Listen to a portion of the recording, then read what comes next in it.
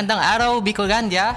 Welcome sa isa na namang makabuluhang episode ng DSWD 5, ang inyong tahanan para sa mahalagang impormasyon, balita at talakayan na nagrarayong palakasin ang bawat pamilyang Bicolano. Sa programang ito, tinatalakay natin ang iba't ibang programa at serbisyo ng Department of Social Welfare and Development o DSWD. Ako nga po pala si Journey Delgado, Social Marketing Officer para sa Sustainable Livelihood Program, at ngayong umaga, makakasama rin natin ang aking kapwa Angel in Red Vest na si Miss J. Miles. Ayan. Magandang umaga, partner. Magandang araw, Sir Journey, at magandang araw din sa ating mga manunood sa DSWD 5, live sa DSWD Field Office 5 Facebook page. Ako po pala si J. Miles K. Araw, Project Development Officer 2 ng SMU, at ang programang ito ay hatid sa inyo ng DSWD Social Marketing Unit sa pangunguna ni Ms. Mary Giselle Mesa at sa pamumuno ng aming Regional Director, Norman S. Laurio. Parte ito ng aming patuloy na pagsisikap na makapagbigay ng inspirasyon at pag-asa na may extra love at extra care para sa bawat Bicolano. Ngayong araw ng Martes, tatalakayin natin ang Sustainable Livelihood Program o SLP. So aalamin natin kung ano ang programang ito, sino nga ba ang maaaring sumali, at ano yung mga benepisyo na maaaring matanggap. Yan at marami pang iba. Ayun, usapang pangkabuhayan tayo ngayon, Sir Journey. Para sa kaalaman ng ating mga manonood, ang SLP po, ito yung pangunahing programang pangkabuhayan ng DSWD. Kaya naman, sana ay makasama namin kayo hanggang dulo. Dahil bukod sa umaapaw na impormasyon, mamamahagi rin tayo ng 100 pesos na load or GCash para sa makakasagot ng ating question of the day. Ayan, so natuto ka na, nanalo ka pa. Kaya naman manatiling nakatutok sa DSWD 5 dahil ang sagot sa ating question of the day ay makukuha nyo lang din mula sa talakayan kasama ang ating panauhin. So para sa ating question of the day, bakit inihahambing sa pagtubo ng halaman ang programang SLP? Again, the question of the day is, bakit inihahambing sa pagtubo ng halaman ang programang SLP? So para sa ating mga viewers, i-type nyo lamang ang inyong sagot sa comment section mismo ng ating Facebook Live. Ayan. So I think, partner, ready na sila para sa ating discussion sa SLP. Actually, parang kahapon pa sila ready. Yes, Sir Journey. Actually, kahapon meron ng mga nagtatanong sa ating Facebook post. Mukhang maraming interested dito sa ating topic ngayon. Kaya, diretso na tayo sa ating discussion. And para dyan, i-welcome natin si Sir Earl Maximilian Cesaliano, ang Program Coordinator, Regional Program Coordinator ng SLP sa Bicol. Welcome po, Sir Earl. Batiin po natin ang ating mga viewers. Yes, good morning, Journey and J. Miles. Maray na aga po. Magandang umaga sa lahat ng mga nanonood ngayon sa programa natin dito sa DSWD 5. Ayan. So, welcome po ulit, Sir Earl, no? Dito sa ating programang DSWD 5. At unang-una, maraming salamat sa pagpapaunlak sa aming paanyaya. So, para simulan ang ating talakayan patungkol sa Sustainable Livelihood Program, Sir Earl, ano nga po ba ang SLP? Yes, sige. Gaya ng sinabi ni J. Miles kanina, isa ito sa mga pangunahing programa ng DSWD. Actually, buong Pilipinas, 17 regions, ay itong programa ini-implement natin. So, ito ay ang livelihood intervention sa ating mga beneficiaryo or participants na sinasabi natin na gustong magkaroon ng negosyo or gusto naman magkaroon ng trabaho, di ba? So meron tayo ditong dalawang direksyon.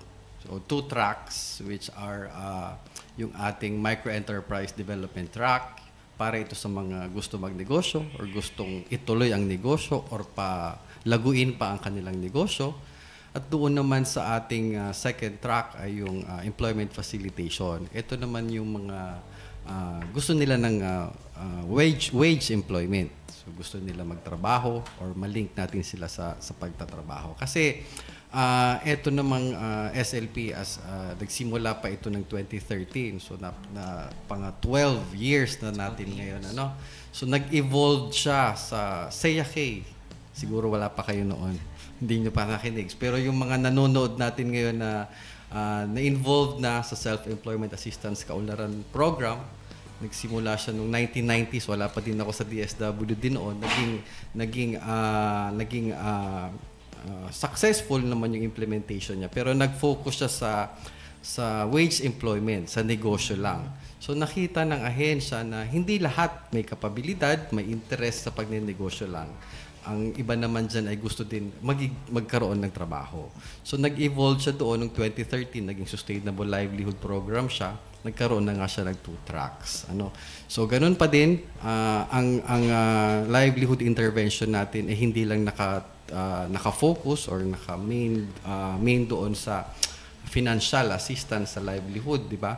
Kasi ang atin naman kasing obheto ay capability building. Pinapalakas, yung kakayahan, magkaroon ng magnegosyo, paano magpatakbo ng negosyo, and then later on, kapag kaya na nila, so yun na tayo, ina-assess natin yung ating mga participants if indeed kailangan nila ng puhunan, saka tayo nagpo-provide ng seed capital fund.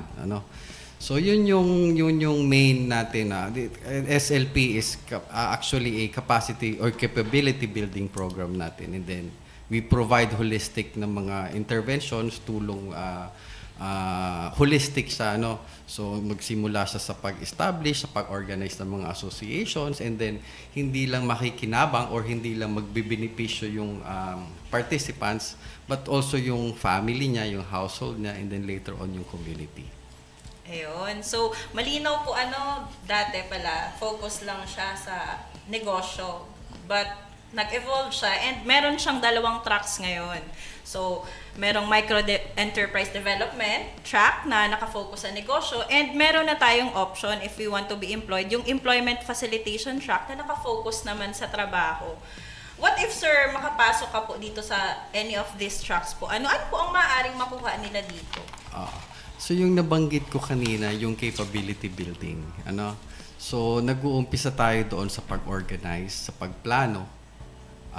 Paano nila sisimulan, paano nila papalaguin ang kanilang negosyo, and syempre po, paano nila i-maintain at papadamihin pa yung kanilang mga miyembro. So yung capability building kasi, isa ito sa mga strategies or main strategy ng SLP para maging resilient yung ating mga participants. When we say resilient kasi, di ba ang target participants natin dito yung mga vulnerable, yung mga poor, yung mga marginalized sectors natin. Sila yung mga pagtinamaan ng disaster, ng mga shocks, may it be natural or man-made, pwede sila mag-slide down ulit sa pagiging mahirap, so magsisimula na naman. Pero kung naka-establish tayo ng yung kanilang kakayahan, yung kanilang abilities, capabilities, mas madali silang makakatayo ulit. Kumbaga, tamaan man ng bagyo ang kanilang mga pananim, tamaan man ng sakit ng ang kanilang mga livestocks. Pero kung alam nila kung paano simulan ulit, paano nila, hindi na sila aasa, di ba, sa tulong ng government o ng mga private sectors, sila mismo, mas madali nila itong ibabalik. So yun yung isa sa mga strategies natin na personal na capabilities ng ating mga participants natin, yung nagpo-focus tayo. And then one of the strategies then is ino-organize natin sila sa associations. So it will be a form of support system na din, di ba? So kumbaga, lalo na ang isang negosyo, hindi kasi limitado kasi ang capability or interest ng isang household or isang participants natin. Kung siya ba ay technical, operations ba siya, o sa marketing ba siya. Pero kapag binuo natin silang associations, meron silang support system na itong part of the members na to ay sila yung in charge sa operation, sa manufacturing. Meron naman isang grupo or subgroup sila naman yung sa technical, and then sa partnership, sa marketing. So yun yung binubuo natin na maging whole or may support system sa atin. So kumbaga tayo ay nag-provide ng assistance initial para makapag-simula sila. And then later on, when they are already established, nakita na nila yung pang-araw-araw na routine, they are empowered na, di ba? Kaya na nila, may lakas ng loob na sila na palaguin, itayo ulit ang kanilang mga negosyo at kanilang asosasyon. So yun yung again, inuulit ko, ang programa natin is more on capability building. And then we provide support na financial. Ayan. Thank you, Sir Earl. So, capability building po, no, o pagpapalakas ng kakayahang pangkabuhayan, at hindi lang pagpapalakas, no, pag-i-ensure din na magiging resilient yung kabuhayan ng mga tao. Diyan po nagfo-focus itong Sustainable Livelihood Program. So napakagandang sagot ni Sir Earl. Partner, before tayo mag-proceed, gusto ko lang bigyang diin din po, no, kasi na-mention na din kanina ni Sir Earl, kasi alam ko usually, siguro hindi ganun kadalas, pero marami sa mga hindi pa pamilyar sa programang ito, pag naririnig nila yung SLP, iniisip nila agad yung financial assistance, yung tulong pinansyal. So, through this program po, no, nalaman natin na hindi lang po yung SLP about the financial assistance. No? Hindi lang siya nagre-revolve around the tulong, yung tulong pinansyal. Bagkus, kasabay po nung pagbigay ng financial assistance, marami pa po, maraming trainings, may mga social preparation activities, yung na-mention kanina ni Sir Earl, na binubuo sila sa mga associations at nagpo-form ng mga partnerships at marami pang iba. So it's more than just providing yung financial grant. Tama ka dyan, Sir Journey. So, ngayon alam na ng ating mga viewers kung ano yung SLP. No? Ang ganda ng pagkaka-explain ni Sir Earl. So, sa tingin ko sa oras na to, para pwede na nating sagutin yung, gaya ng sinabi ko kahapon, tinatanong sa ating Facebook post, paano daw po ba, Sir, makasali dito sa programang ito? Kahit sino ba pwede maging kalahok ng program? Yes, sa atin, nabanggit natin kanina na itong programa na ito ay para sa mahihirap, sa mga vulnerable and marginalized sectors natin. So, kung kayo ay nabibilang doon, you will be qualified. Pero sa atin kasi, ang SLP kasi is kapatid ng Pantawid Pamilya Pilipino Program, no?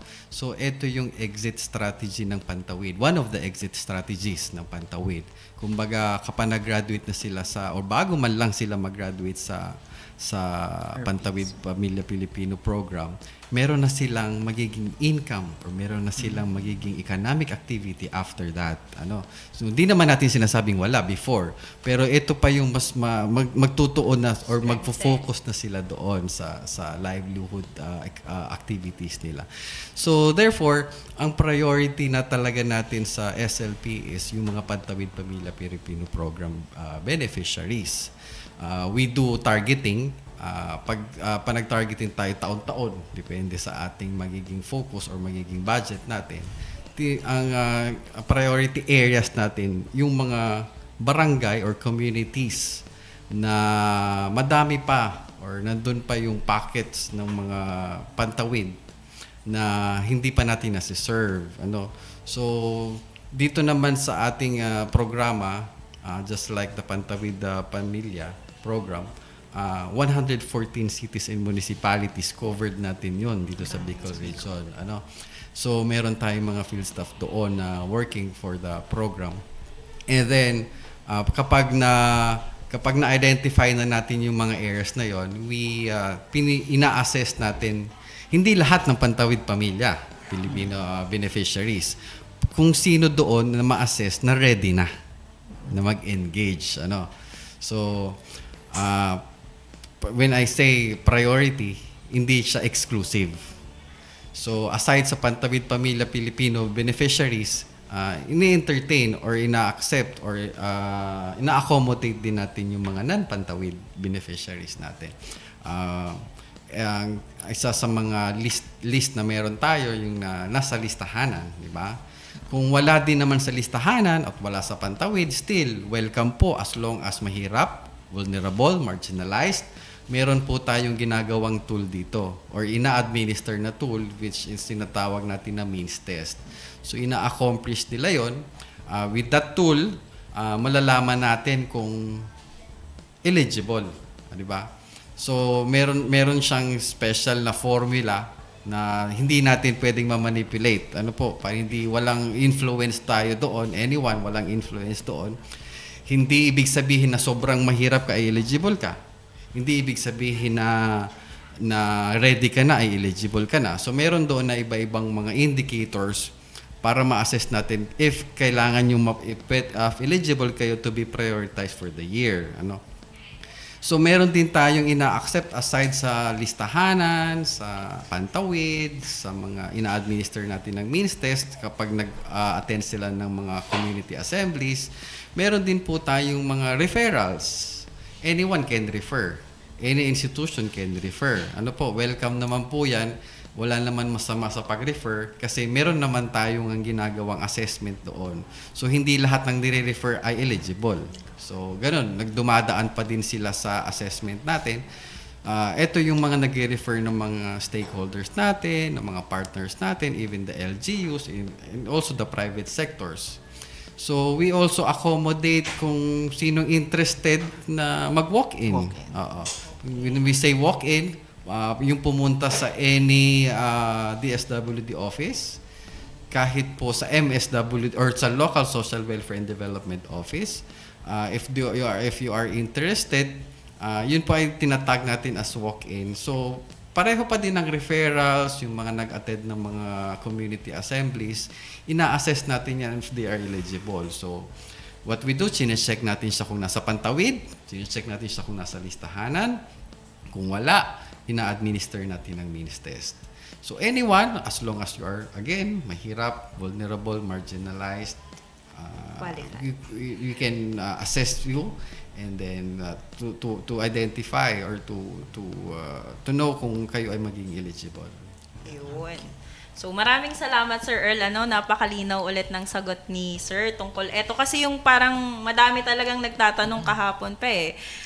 Pero i-highlight lang natin yung sagot ni Sir Earl na bagamat pangunahing target talaga is 4Ps. Bukas din ang program or ang SLP sa referrals at walk-ins. And aside from that, para doon naman sa mga hindi qualified sa programa, handa rin silang i-refer sila sa ibang ahensya na makakatulong din sa kanilang kabuhayan. Yes, ayan. Talagang sinisiguro natin na wala talagang maiiwan. Kasi nga naman, parati nating sinasabi, bawat buhay mahalaga sa DSWD. Ayan. So, para sa ating viewers, kung mayroon pa po kayong ibang questions, mga katanungan, i-comment nyo lang po dyan sa ating Facebook Live at mamaya po ay sasagutin natin yan kasama si Sir Earl. Ayan. So, magbabalik po ang DSWD 5 Sustainable Livelihood Program.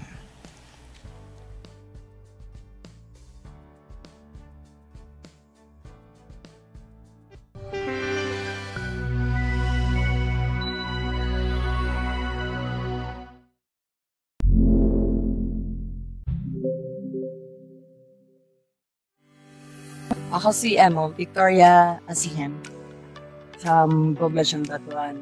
Usa din yung namatahong na programa sa DSWD kay nahatagan ng same dagdag puhudan ang mga aspiring negosyante para yung namon na nagatuna pa lang sa pag-negosyo. So, mas pitokan ang nakasugpon inisan amoy pangangain po. Inila kapital na ginpat sa akong sa SLP, gagamitin ko ini sa akong bakery kat sa akong tindahan para dagdag po muna. Thank you sa atin sa malibigay sa SLP na programa sa paghatid siya mo sing kapital. Sana na mapakamuno buligan. Thank you po. DSWD, katuwang ang mga kapuspala. Social welfare is very important, but equally as important will be the development programs of the department. 4Ps beneficiaries are graduating. We want to make sure that they don't slip back to poverty. That's why we want to strengthen our Sustainable Livelihood Program. We want to make sure that these SLPs are really sustainable in nature and not one-shot deals.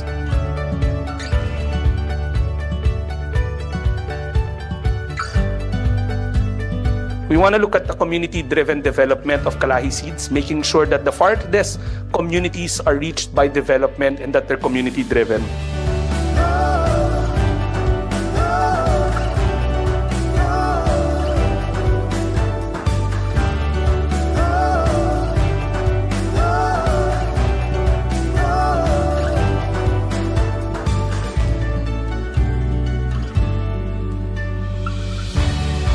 We want to work into strengthening the social protection side of our residential care centers by making sure that our social workers are capacity built. We want to make sure that when we do get clients in our care facilities, that we assess them right, we intervene right, and that we provide the necessary exit mechanism so that they can be mainstreamed back into society and they can be productive members of society. We have 76 residential care facilities with varying mandates. Some of them are for senior citizens, some of them for abandoned children.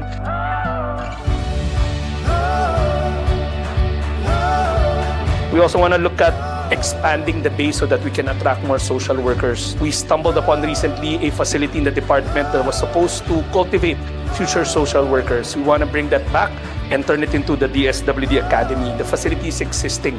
We just have to breathe in content into it. We also want to bring back dignity in getting social welfare. We streamline the requirements and that we go digital. We are talking about chatbots so that people have access to the requirements even before they get to the department, coming up with portals where people can upload the requirements and digital forms of disbursement of cash.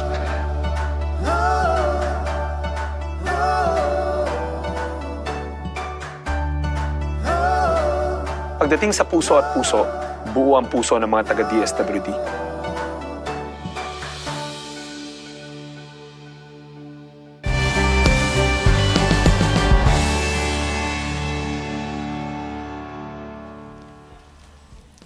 At nagbabalik ang DSWD 5 Sustainable Livelihood Program. Bago tayo dumako sa next part ng ating talakayan, re-remind lang namin na mamimigay kami ng 100 pesos loads o GCash sa maswerteng viewer na makakapagbigay ng tamang sagot sa ating question of the day. So, ang ating question of the day, bakit inihahambing sa pagtubo ng halaman ang programang SLP? Again, bakit inihahambing sa pagtubo ng halaman ang programang SLP? Sige, balik tayo sa ating talakayan patungkol sa Sustainable Livelihood Program. Kasama pa rin ang ating Regional Program Coordinator ng SLP sa Bicol, si Sir Earl. So, para sa ating susunod na tanong, kapag napabilang na po ba, Sir Earl, sa programa, ano po yung mga benepisyong maaaring matanggap? Okay. Katulad nung nabanggit natin kanina na meron silang 2 tracks, yung gusto magnegosyo at gusto magtrabaho. Pero hindi lang natin sila hahayaan na, kumbaga, pag tinanong sila gusto magnegosyo or not, gusto magtrabaho or not. So tinutulungan din natin sila saan ba sila mas capable, saan ba sila mas interesado. So, doon sa ating 2 tracks, meron din tayo doon ng mga pinoprovide na, ang tawag dito, mga skills trainings, provision of seed capital. So, doon sa mga, before sila mag-start ng kanilang livelihood project, may it be negosyo or trabaho, tinitingnan natin dito kung market-driven siya or resource-based. So, pag market-driven, sinasabi natin ay yung kanila bang itatayong negosyo ay meron ba silang market? Ito ba ay feasible or may kakayahang lumago? Ito ba ay viable or may kakayahang itayo? So, doon sa resource-based naman ay, meron ba doon sa locality nila ng mga resources? Aside from human resource, yung natural resource. Diba? Kasi practicality, kung ang magtatayo ka doon, magmamanufacture ka doon ng isang produkto, pero ang iyong raw materials ay kukunin mo pa sa ibang probinsya, technically, obviously, ang cost doon mas malaki. So, magiging domino effect siya hanggang pag binenta mo yan, mataas ang presyo. Pag binenta mo ng mataas, wala namang bibili. Siyempre, yung mga consumers natin ay bibili doon sa mas mura. So yun yung dalawa natin na kino-consider kung may merkado ba siya at yung negosyo ba natin ay resource-based or locally available. Doon naman sa gusto magtrabaho, aside sa abilities, capabilities, and interest, meron bang employers doon sa locality? So isa ito sa mga roles ng ating mga field staff to scan, to look for potential employers na hindi sila masascam. Na makakapag-provide ng adequate na sweldo or yung at least man lang sa minimum wage natin, sa regional minimum wage natin. So doon yun yung mga una natin na kino-consider. So balik tayo doon sa ano yung pinoprovide doon sa mga naging eligible or na-qualify. Doon sa mga gusto magnegosyo, meron tayo doon na tatlong pwedeng i-provide na interventions. Isa doon yung skills trainings. So we can provide assistance to para pagkonsumo nila sa habang sila ay nagti-training. Ito yung mga technical vocational courses, diba? Mga short-term courses. Ang usually kasing mga nakikita natin na issue doon is habang nag-aaral sila, habang nagti-training sila, ano ang panggagastos namin sa pagkain, ano ang panggagastos namin sa pamasahe, ano ang ipambabayad namin sa tuition fee. So, sa skills training fund natin sa SLP, we can provide as much as 15,000 pesos na pwede na lang gamitin for allowances, gamitin nila sa food, transportation, and even yung tuition fee nila or na ipoprovide. Pero just to maximize nga yung resources natin, hindi lang kasi tayo nag-i-implement as one agency. So we tap our partners, kaya we also utilize or maximize yung ating mga available na nagpo-provide ng mga scholarship.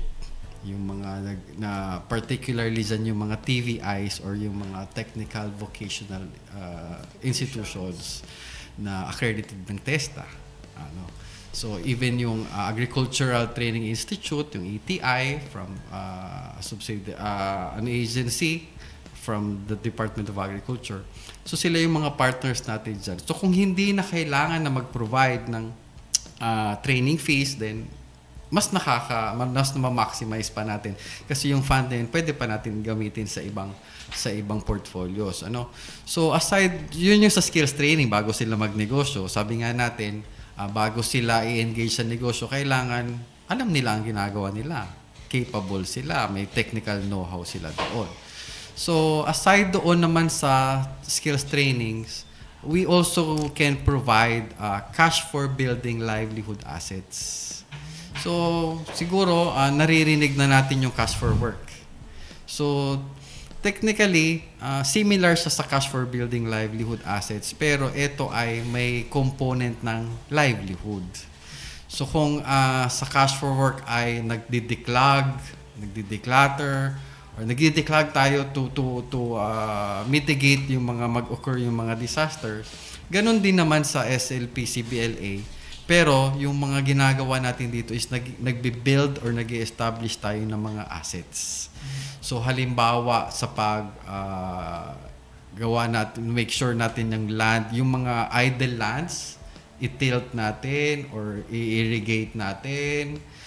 Pwede naman tayo na gumawa ng ibang water system kung meron ditong water resources na need for the implementation ng project. So yun yung mga assets na pwede natin i-build. So doon sa cash for building livelihood assets, nagpo-provide tayo doon ng assistance in terms of stipend fund. It can take up to 10 days. Actually 11 days, pero yung pang 11th day na yon is more on half day na pre-implementation and post. 2 half days yon. So yung inclusive na work talaga is maximum of 10 days. So habang binibuild nila yung asset na yon, na community-based asset, nagpo-provide tayo ng regional minimum wage daily. Right now, 395 ang minimum wage for Bicol region. So kung nag-work sila ng 10 araw, that's 3,950. Tama ba yung math ko? Bilis nga. Ayun. So meron na tayong skills trainings, meron na tayong cash for building livelihood assets. So meron ng yun yung major components eh. So kung ready na sila magtayo ng negosyo, so that's the time when siguro need na yung puhunan na initial. So ito naman yung pangatlo natin na pinoprovide na pwede natin i-provide yung seed capital fund. So ang seed capital fund is a grant. So ibig sabihin hindi nila yan kailangan ibalik sa atin. Kailangan na nilang yan palaguin nila. So doon sa mga nag-organize into associations, we provide as much as 20,000 maximum. Depende pa rin po yun sa project. So pag binuo natin sila sa association, a member should be a minimum of 5 and then a maximum of 30. So each member has an allocation of maximum of 20,000. So kung meron silang 30 members, we can provide 600,000. So kung may 5 sila, that's 100,000. So tama ba yung math ko ulit? So yun yung seed capital fund. Pero meron din naman kasi yun yung nabanggit natin kanina na we encourage them to form an organization para meron silang support system.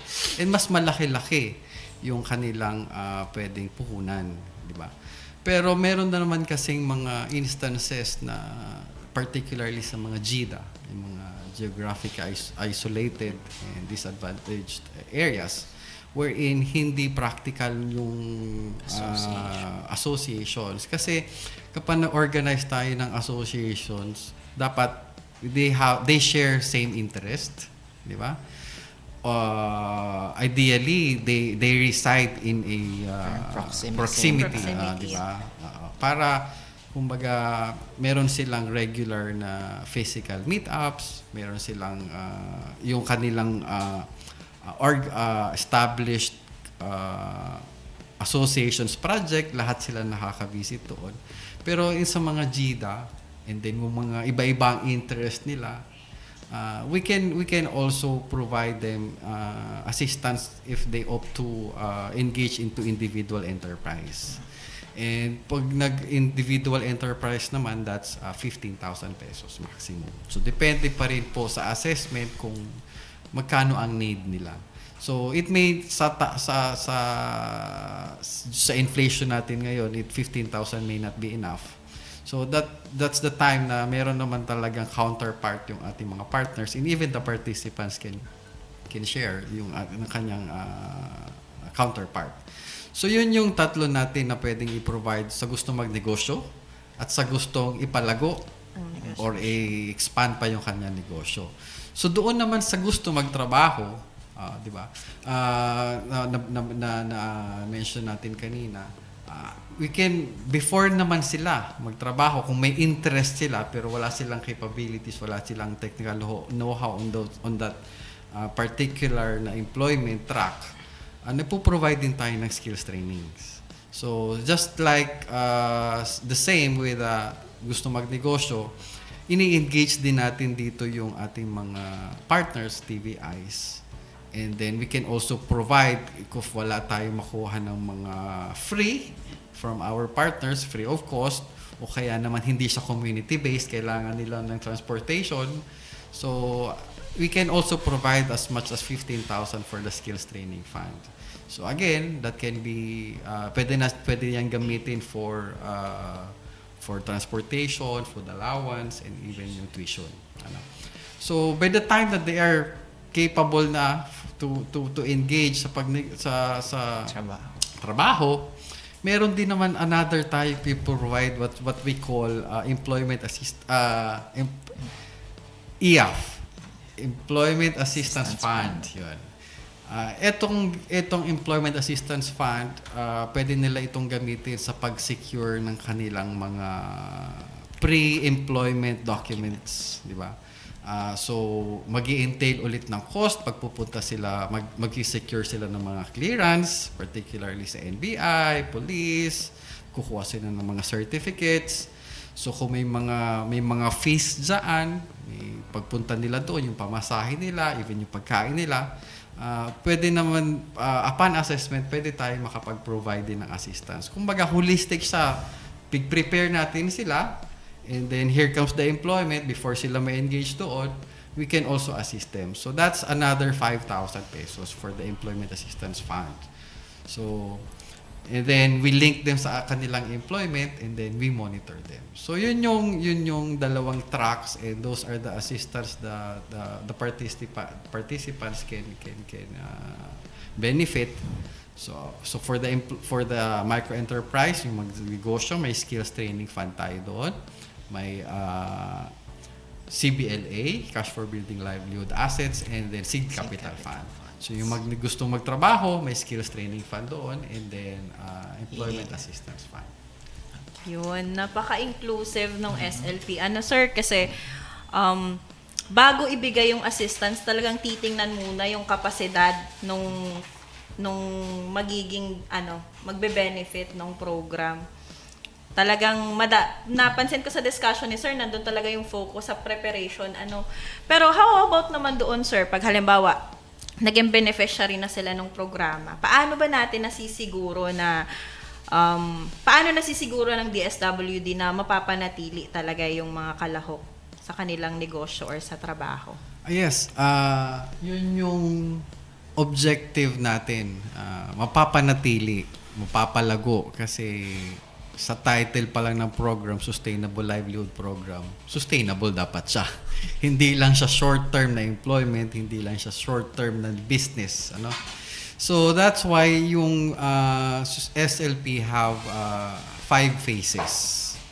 So yung 5 phases na yon, it can last up on average of 5 years, na may ensure natin na sustainable siya. Hindi na di-deplete yung resources, hindi na nagsa-stop lang in a short term yung trabaho, hindi going sa pagkalugi ang mga negosyo, hindi going sa pag-disband ng mga associations ng mga members. So ang ating field staff dito, ang ating programa, we try to ensure na for the whole duration ng 5 phases na yun, nandun ang SLP, nandun ang DSWD to provide holistic intervention.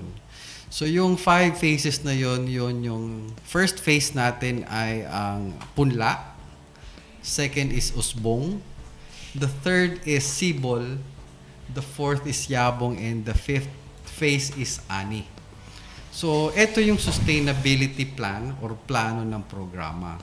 So kung napansin natin, punla, usbong, sibol, yabong at ani, ito ay mga katagang ginagamit natin or inahalin tulad natin sa isang journey ng halaman. So bakit siya hinahalin tulad sa halaman? Kasi ito yung parang ang halaman yung paunti-unting lumalago hanggang ito ay magbunga. So inuulit ko, ang SLP ay inahalin tulad sa isang halaman kasi ito ay paunti-unting lumalago hanggang ito ay magbunga. So, yung 5 phases, simula sa pagpunla, ito yung ginagabayan natin yung ating mga participants sa pagpili, sa pagtayo ng negosyo, and then o kaya sa employment. And then, ito yung first phase na nakaka-receive sila ng intervention sa basic trainings. So, meron tayo ditong basic employment skills trainings, meron tayo ditong basic enterprise skills trainings naman doon sa gusto magnegosyo. So, meron itong tiered, meron itong level. So sa first na punla, basic pa lang siya. Paano ba patakbuhin? Paano simulan ng negosyo? So, the second phase, and then yun pala, paano nila simulan. So meron tayo ditong provide if kailangan nila ng puhunan. So yun yung nabanggit ko kanina, seed capital fund na 20,000 each member. Pero ito ay ino-organize and then sinishare nila ito para makapag-come up sila into one associations project. So hindi ibig sabihin na 20,000 per member, yun ay sa kanya na, sa member. Ito ay para lang allocation ng isang member. Gaano ba kalaki ang pwede natin i-provide? Allocation siya. So kapag naitayo na siya sa punla, we ensure na meron tayong continuous intervention hanggang sa mga susunod pa na phases, wherein sa second phase yun naman yung usbong. Ito yung ma-ensure natin na tumatakbo yung negosyo. Ito yung ma-ensure natin hindi palugi ang negosyo. Kasi minsan, pag hindi natin na-train or naturuan ang mga beneficiaries into financial literacy, sa tingin nila kahit continuous yung operation, hindi nila nakikita kung nagpa-profit ba siya or hindi. So, dito din natin tinitingnan yung how they run an organization or a project. Pwede kasi sila dito kumuha syempre ng pangsweldo sa kanilang negosyo, kung mag-i-employ na sila. And then, syempre yung profit dito, that's how they are going to enjoy. Paano yung kapag may profit na yung negosyo, saka lang sila pwedeng kumuha. That's how you run a business. Hindi pwedeng palugi, pero kumukuha ka ng sweldo, kumbaga. Yan kasi yung pagkakaiba ng trabaho at saka negosyo. Ang trabaho, araw-araw nagsisweldo ka, kahit yung kumpanya ay problema na yan ng management.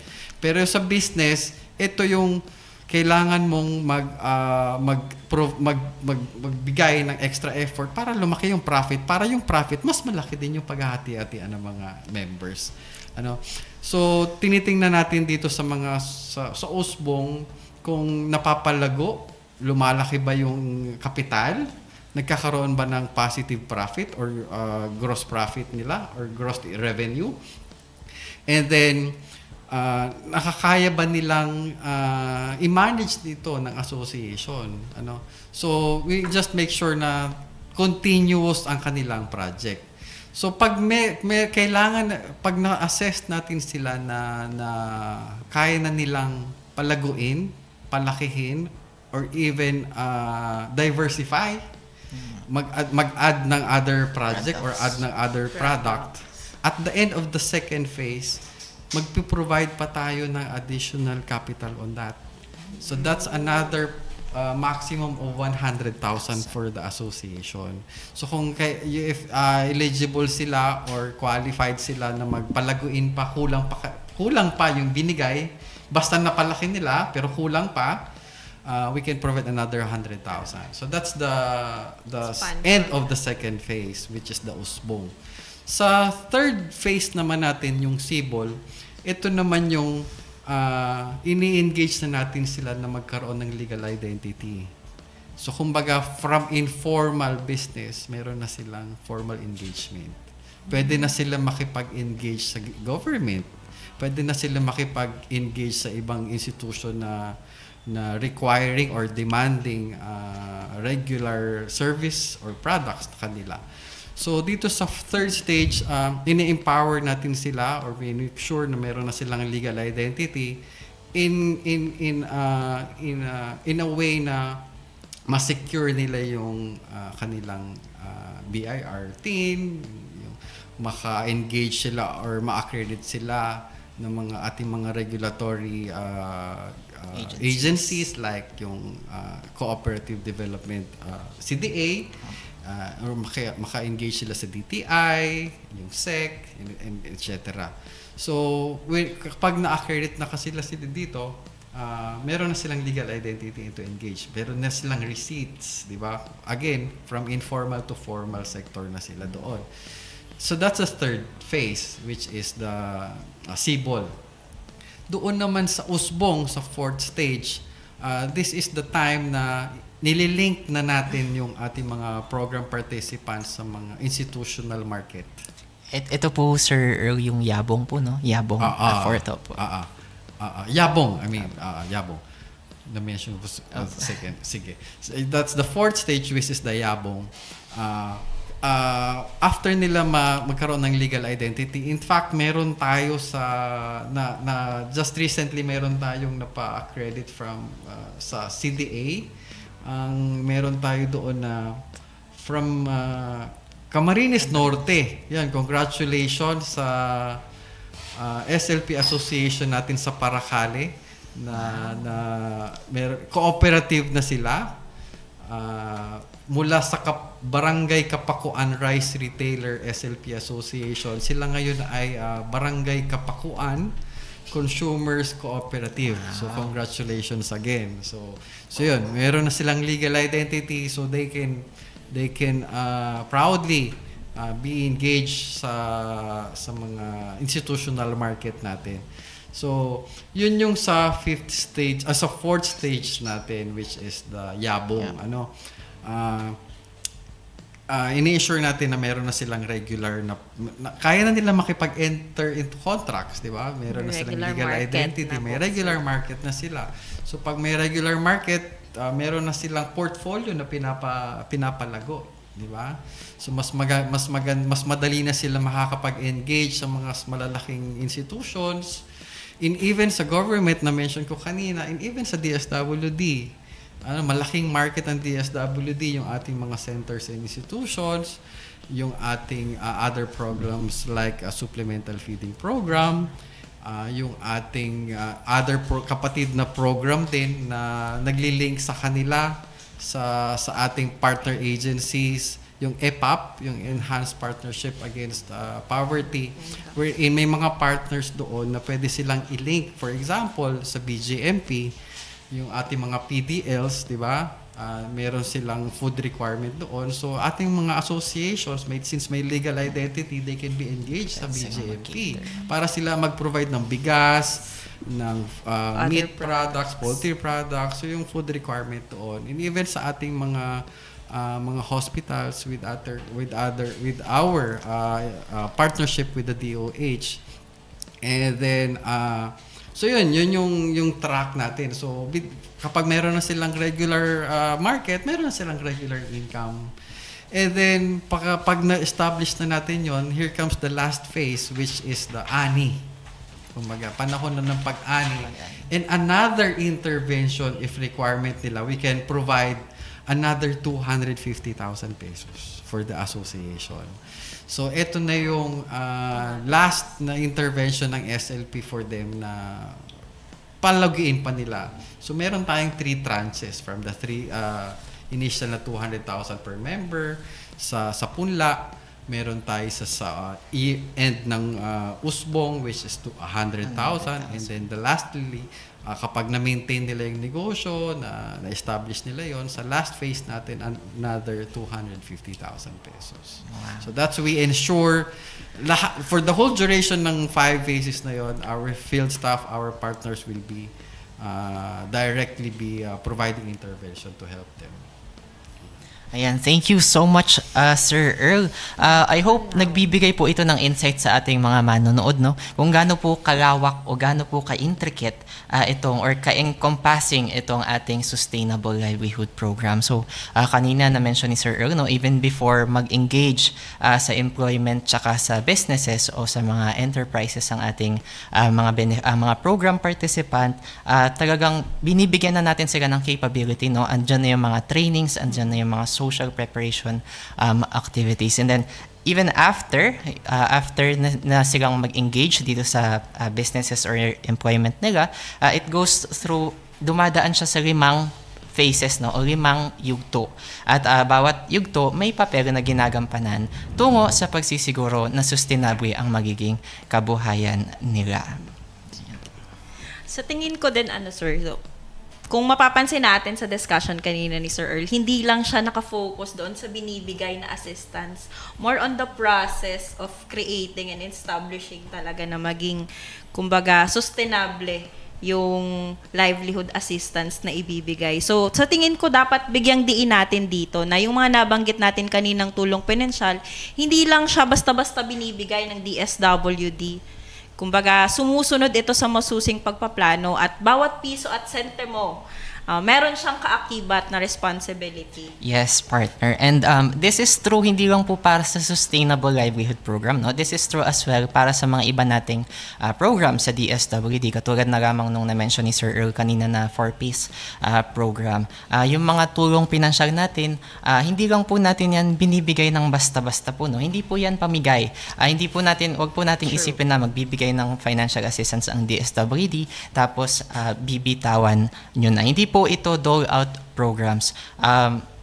Yung mga tulong pinansyal natin, isang instrumento or tool lang po yan sa napakaraming instrumento na ginagamit ng DSWD para mapataas nga yung antas ng kabuhayan ng mga Bicolano. Ayan.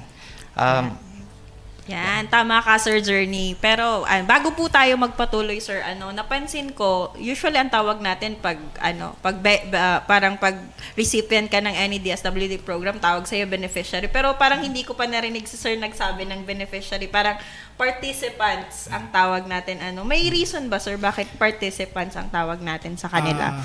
Sa SLP, hindi naman mali na tawagin silang beneficiary kasi may benefit kasi talaga doon. Pero we more on call them as participants. Kasi again, babalik tayo doon sa definition ng programa. It is a capability building program. So may training siya.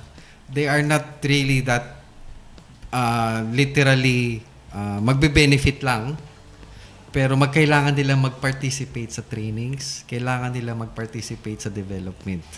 So, instrument lang kasi yung program, instrument lang din yung program participants natin. Hindi lang siya magbe-benefit as a member of the household. Kailangan din sila mag-participate para ma-develop or ma-benepisyohan yung kanyang household and then later on yung community. So, hindi lang talaga siya, hindi lang siya literal na mapoprovide ng assistance, pero kailangan niya mag-participate.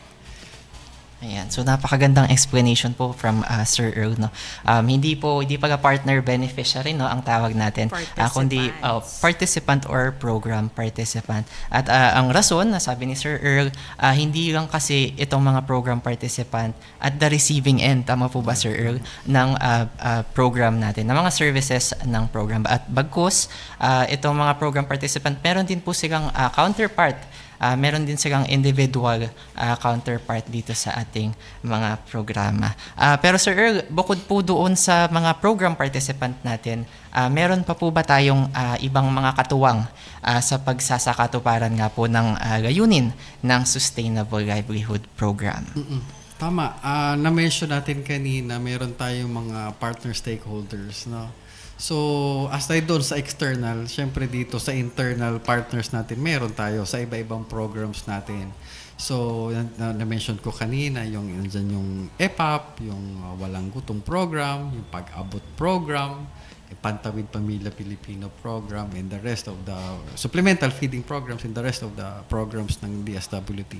So, pero sa pag-implement natin, it is necessary talaga na mag-engage na tayo sa mga external partners, particularly sa local government unit as our co-implementer. So, hindi tayo pwede mag-implement ng program kung hindi tayo nakapag-coordinate or walang engagement sa ating mga local government units. Kasi nasa local government code that the national government program should be implemented in co-implementation with the local government. So, aside from LGUs, we also tap ang ating mga other national government agencies as well as yung mga private sector, yung mga foundations, yung mga civil organizations. Kasi sa ating field staff, ang expertise kasi natin is yung community facilitation or community mobilization. Pero sa pagtayo na ng negosyo, that's where when we tap our partners. Kasi given po sa atin, hindi naman tayo doon sa track, sa technical. Wala na naman tayo doon sa technical na paano ba tayo magmamanufacture ng isang canned goods. Diba? Paano tayo magmamanufacture ng isang abaka-made na bag, mga ganun. So, kailangan natin ditong i-tap yung ating mga partners sa technical. So, we provide, we do the social preparation, we organize them, and then we tap partners for the implementation. Kitang-kita talaga, sir, na yung convergence, kumbaga, sir. So, talagang makikita natin yung importance ng whole of government, whole of nation, whole of society approach para talagang magtagumpay tayo sa layunin na mapataas, kumbaga, yung antas ng pamumuhay ng mga Bicolano. So, napakaganda ng discussion ni Sir Earl, So, maya-maya po, sasagutin naman natin yung mga katanungan kasama si Sir Earl mula sa ating mga viewers. Yes, Miss J. Max. Kaya sa mga viewers, ito na po yung chance nyo, no? I-comment nyo na po yung mga questions or mga katanungan nyo patungkol sa SLP. At sasagutin na po natin yan sa pagbabalik po ng DSWD 5, Sustainable Livelihood Program.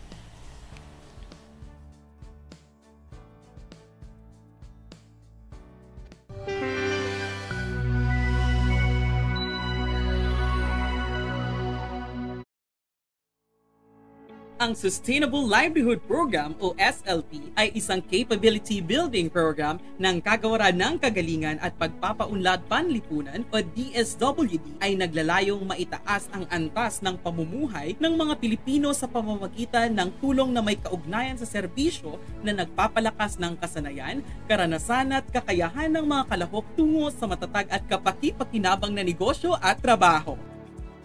May dalawang tracks ang SLP. Una ay ang Microenterprise Development o MDTAC, kung saan natutulungan ng mga kalahok sa pagsisimula, pagpapatuloy at pagpapalawak ng mga negosyo o microenterprises sa pamamagitan ng pagbibigay ng kapital, mga pagsasanay, pagbuo at muling pagtatayo ng pisikal at natural na ari-arian. Habang ikalawa ay Employment Facilitation o EF-TRAC na naglalayong ihanda at suportahan ang mga kwalipikadong kalahok sa paghahanap, pagpasok at pananatili sa maayos na trabaho. Sa kagustuhang tiyaking nananatili ang pagtugon ng SLP sa mga napapanahon at kasalukuyang pangangailangan ng komunidad, gayon din ang pagpapalakas ng implementasyon, suporta at mekanismo na ipinagkakaloob ng programa ay inilalabas ang bago at pinatatag na bagong pulisiya ng programa, ang 5-Year Livelihood Sustainability Plan. Sa bagong mekanismong ito, lahat ng kalahok ay sasailalim sa mas mahabang incubation period mula Year 2 hanggang Year 5 sa ilalim ng programa. Dito ay mas pinaigting ang pagbibigay ng capability building activities o mga pagsasanay sa mga kalahok at mayroon ding karagdagang 100,000 pesos na livelihood incentive. Maliban dito, ay magbibigay din ang programa ng mga oportunidad sa mga asosasyon na maging formalized microenterprises sa formalization grants. Ang mga makakaabot sa ikalimang taon ng SLP o ang aning year ay tatanggap ng graduation grant na nagkakalagang 250,000 pesos. Tunay ngang narito ang DSWD sa pamamagitan ng SLP na inyong kaagapay sa pagtiyak at pagbuo ng matatag na kabuhayan para sa mga Pilipino. Dahil bawat buhay ay mahalaga sa DSWD. Sulong kabuhayan, tungo sa pagyabong.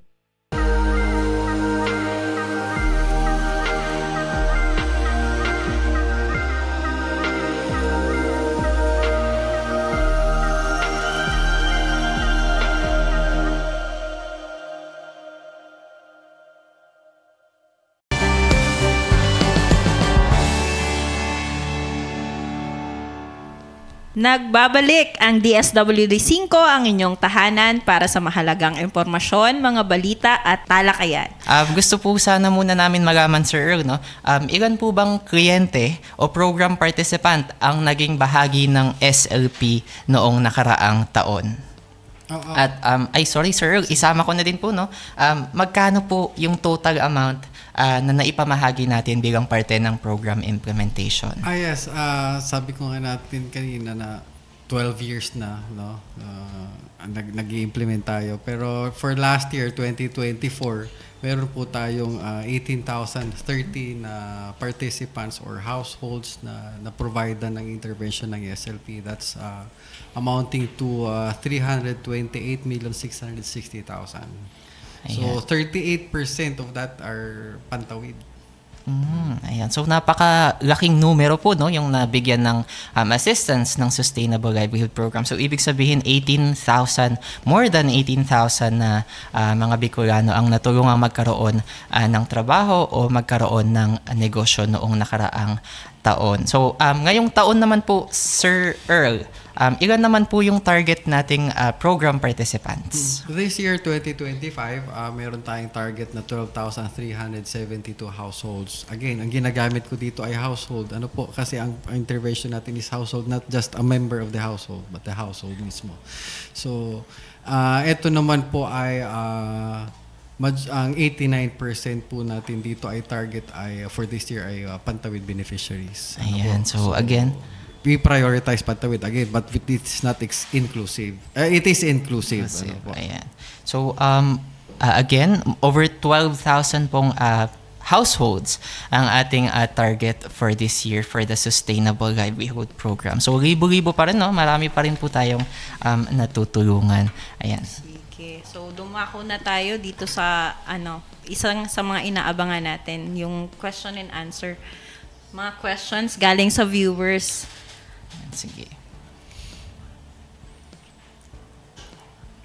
Sige, simulan natin sa unang tanong. From Red Ant, ang tanong niya, who can avail and are PWDs or are persons with disabilities included dito sa ating programa? As mentioned natin kanina na inclusive naman tayo, aside sa Pantawid, other sectors can be accommodated. So yun pong PWDs are part of the vulnerable sectors. Same lang po yan ng ating mga women's sector, farmer sector, youth, senior citizens, if they are they still have the capacity, capability, or the ability to engage into business. Ina-assess po natin sila. Anyone can walk in, can be referred. Pag na-assess natin sila eligible, then we can provide assistance po through SLP. Sunod na tanong po natin galing kay Wilfredo Sales Jr. Tanong lang po, kasi po ako nag-graduate na sa 4Ps. Wala po ba na binibigay na SLP? Ang ating mga nag-graduate na or soon to graduate from Pantawid, yan po yung ating mga priorities para po by the time na nakagraduate na sila, mayroon silang economic activity.